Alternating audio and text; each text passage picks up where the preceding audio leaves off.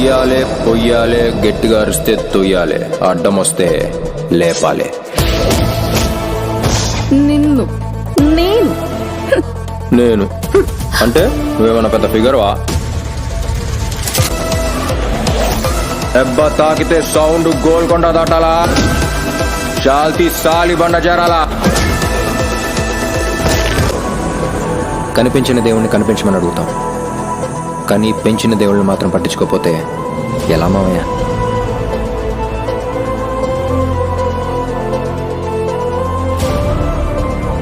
మీకు నిద్రపోయే వాళ్ళని చంపటం అలవాటేమో, నాకు నిద్ర లేపి చంపటం అలవాటు.